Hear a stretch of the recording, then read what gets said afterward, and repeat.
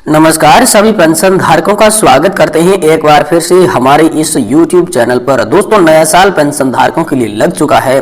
तो दोस्तों, इस नए साल में पेंशन धारकों को सरकार के द्वारा क्या क्या बड़ा तोहफा देखने को मिल सकता है, साथ ही पेंशन धारकों की कौन कौन सी मांगे मंजूर हो सकती है और नए साल में पेंशन धारकों के लिए कौन कौन सी खुशखबरियां निकल कर सामने आ सकती है, इसके बारे में दोस्तों आज की इस वीडियो के अंदर हम बात करेंगे। जिनमें दोस्तों EPS 95 पेंशन धारक, सरकारी कर्मचारी, राज्य कर्मचारी पेंशन धारकों के साथ साथ हम आप सभी को आज की तमाम बड़ी अपडेट भी इस वीडियो के अंदर बताने वाले हैं। इसलिए दोस्तों, सभी पेंशन धारकों से निवेदन करते हैं कि दोस्तों आप इस वीडियो को लास्ट तक जरूर देखें और साथ ही साथ हमारे चैनल को सब्सक्राइब कर दें और वीडियो को लाइक करें। तो चलिए बिना किसी देरी के इस वीडियो की शुरुआत करते हैं। देखिए दोस्तों, सभी पेंशन धारक जानते होंगे कि लगातार पेंशन धारकों ने पेंशन बढ़ोतरी की मांग को छेड़ रखा है। तो इसी में हाल ही में दोस्तों आप सभी के लिए सुप्रीम कोर्ट से एक बड़ा अपडेट निकलकर सामने आया था।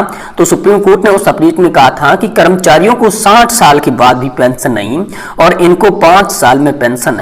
यानी कि दोस्तों यहाँ पर बात हो रही है राजनेता नेता की। जी हाँ, जो विधायक और सांसद बनते हैं वो 5 साल के बाद पेंशन लेना शुरू कर देते हैं, लेकिन 40 साल 60 साल नौकरी करने के बाद भी जब कोई कर्मचारी रिटायर होता है या फिर कोई वर्कर जो है काम कर रहा है, वो अपना कंट्रीब्यूशन देता है और इसके बाद जब रिटायरमेंट हो जाता है, 60 साल की एज क्रॉस करता है, तो उन्हें पेंशन नाम मात्र की दी जाती है। इसको लेकर दोस्तों सुप्रीम कोर्ट का बड़ा एक्शन आप सभी के लिए हाल फिलहाल में सामने आया था, जिसमें दोस्तों सुप्रीम कोर्ट में पहुंचा था पेंशन धारकों का बड़ा मुद्दा। तो सांसदों की पेंशन पर भी सवाल उठे थे, जिनमें दोस्तों DY चंद्रचूड़ ने यहाँ पर जो है सरकार से ये मांग की थी कि या तो आप 60 वर्ष के बाद जो रिटायर होने वाले पेंशन धारक है उनको जितनी पेंशन मिल रही है उसी सम्मान पेंशन का लाभ सांसदों और विधायकों दीजिए, या फिर जो सांसदों और विधायकों पर OPS यानी कि पुरानी पेंशन योजना हाल फिलहाल में लागू हो रही है, वह पुरानी पेंशन योजना सभी पर लागू कीजिए। ये दोस्तों आप सभी के लिए सवाल जो है वो यहाँ पर चंद्रचूड़ जो मुख्य न्यायाधीश है सुप्रीम कोर्ट के, उन्होंने दोस्तों सरकार पर उठाए थे और सरकार पर इसका दबाव बनाया था कि या तो पेंशन बढ़ोतरी कीजिए, पेंशन धारकों के साथ सही मायने में न्याय कीजिए, नहीं तो फिर पेंशन के मुद्दे पर सुप्रीम कोर्ट को कड़ा एक्शन लेना पड़ेगा। ऐसी दोस्तों हिदायत हाल फिलहाल में सुप्रीम कोर्ट ने दी थी। तो इससे लेकर क्या बड़ी खबर है, चलिए आपको बताते हैं। दोस्तों, सुप्रीम कोर्ट की हिदायत के बाद सरकार और EPFO एक्शन में आया था और आप सभी पेंशन धारकों के लिए पेंशन सिस्टम में बदलाव को लेकर दोस्तों बड़ा ऐलान यहाँ पर जारी किया था, जिसमें कई बार दोस्तों लोकसभा के अंदर सवाल पूछे गए थे, लेकिन लोकसभा में जब सवालों का सिलसिला चल रहा था तो वहां पर सरकार जो है मना कर रही थी। वो बोल रही थी कि हमारे पास ऐसा कोई प्रस्ताव नहीं है जिसमें दोस्तों पेंशन धारकों की बात कही गई हो, लेकिन तमाम जो राजनेता नेता है वो पेंशन धारकों से मिलते हुए आश्वासन देते हुए नजर आ रही है। इसी को दोस्तों मद्देनजर रखते हुए अब सरकार भी यहाँ पर सचेत हो चुकी है कि पेंशन का मुद्दा बड़ा बन चुका है। अब पेंशन धारकों की संपूर्ण मांगे मंजूर करनी होगी। इसलिए यहाँ पर पहले आश्वासन दिया गया था कि आप सभी के लिए 2024 ये साल बहुत ही बड़ी खुशियां लेकर आ सकता है, जिसमें दोस्तों हाल ही में EPS 95 पेंशन धारकों के द्वारा किए गए प्रदर्शन की महत्वपूर्ण भूमिका रही थी और इसमें 4 मंत्री ने आश्वासन भी दिया था।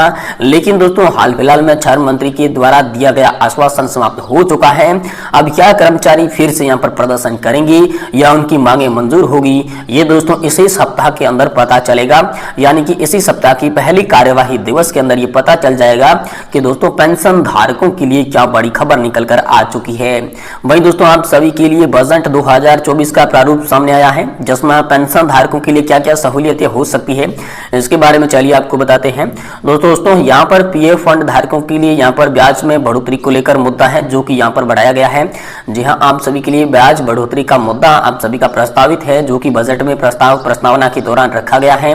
वहीं दोस्तों तमाम पेंशन धारकों की मांगों को मद्देनजर रखते हुए पेंशन बढ़ोतरी पर भी जल्द ऐलान आप सभी के लिए बजट से पहले घोषणा कर सकते हैं। बजट यहाँ पर वित्त मंत्री निर्मला सीतारमण पेश करने वाली है। इससे पहले दोस्तों आप सभी के लिए यहाँ पर जो है पेंशन बढ़ोतरी का भी ऐलान हो सकता है। वही दोस्तों बड़ी खुशखबरी आप सभी के लिए आ चुकी है DA को लेकर, DR को लेकर। जी हाँ दोस्तों, कर्मचारियों का डियरनेस अलाउंस और वहीं पेंशन धारकों से डियरनेस रिलीफ को लेकर दोस्तों बड़ी खबर है। हाल फिलहाल में जो 46% केंद्रीय कर्मचारियों को DA मिल रहा है, तो उनमें और 4% की बढ़ोतरी करने के सबूत पक्के यहाँ पर वित्त मंत्रालय के द्वारा जारी कर दिए गए हैं। वित्त मंत्रालय ने आप सभी को हाल फिलहाल में कहा है कि आप सभी के डियरनेस अलाउंस और डियरनेस रिलीफ में 4% की वृद्धि की जाएगी, जिसके तहत 50% DA हो जाने के बाद DA फिर से सैलरी और पेंशन के अंदर मर्ज कर दिया जाएगा और आप सभी को यहाँ पर बड़ी राहत देते हुए जो भी हाल फिलहाल में पेंशन मिल रही थी उसका आधा तो डीए के रूप में आपको मिलने लगेगा, जो कि फिर से सैलरी के अंदर या फिर पेंशन के अंदर जोड़ा जाएगा और आपके खाते में आने वाली राशि में बम्पर बढ़ोतरी देखने को मिलेगी। तो इसके पहले आसार नजर आए थे, लेकिन दोस्तों यहाँ पर पक्का हो गया है। अब दोस्तों जल्द ही आप सभी के लिए 50% डीए का ऐलान हो सकता है, जो कि नए साल में कर्मचारियों और पेंशन धारकों को एक बड़ा तोहफा मिलने वाला है। ये एक तोहफे से कम नहीं है दोस्तों, जो डियरनेस बढ़ा है वो दोस्तों आप सभी के लिए बहुत ही बड़ा गिफ्ट है, जो कि न्यू ईयर का गिफ्ट माना जा रहा है।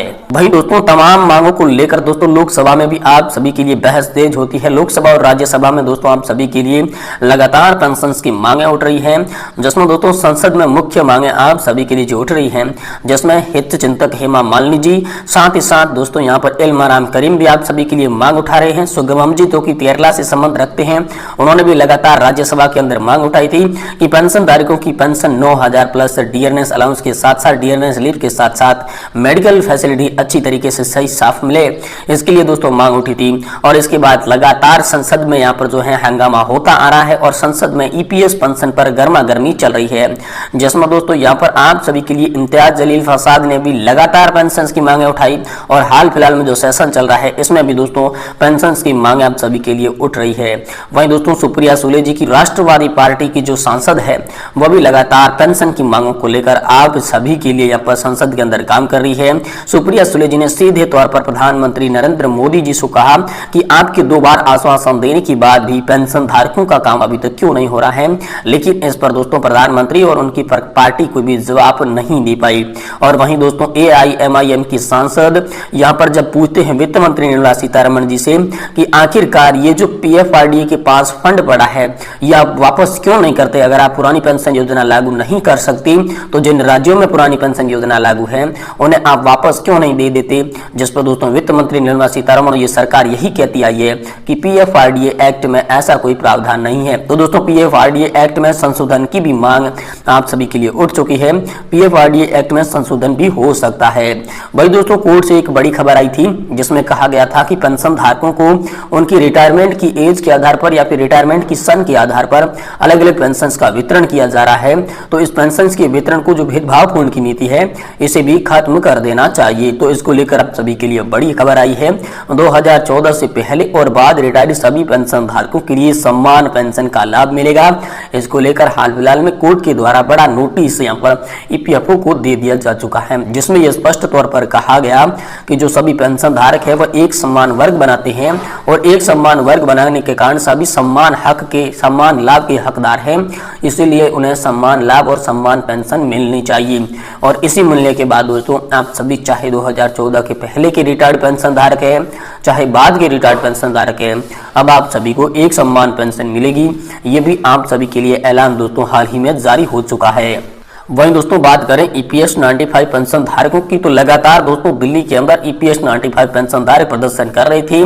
तमाम प्रदर्शन होने के बाद जो केंद्रीय मंत्रिमंडल है, केंद्रीय कुछ नेता थे जिसमें यहाँ पर श्रम मंत्री भूपेंद्र यादव भी शामिल थे, तो दोस्तों उन्होंने यहाँ पर आश्वासन दिया था कि पेंशन धारकों का जो काम है वो जल्द ही पूरा होगा। लेकिन जब पेंशन धारकों का काम पूरा नहीं होते दिखा तो EPS 95 राष्ट्रीय संघर्ष समिति ने इंडिया गेट के पास पेंशन धारकों की एक सभा बुलाई थी, जिसमें मंत्री ने जल्द मांगे पूरी नहीं की तो देशव्यापी आंदोलन और देशव्यापी संघर्ष के लिए तैयार रहे पेंशन धारक, ये आह्वान किया गया। तो दोस्तों आपकी मांगे तो अभी तक पूरी नहीं हुई है। अब राष्ट्रीय संघर्ष समिति के कहे अनुसार प्रदर्शन शुरू किया जाएगा, एक बार फिर से देश में बड़ा आंदोलन किया जाएगा। लेकिन हाल फिलहाल में ये संभावना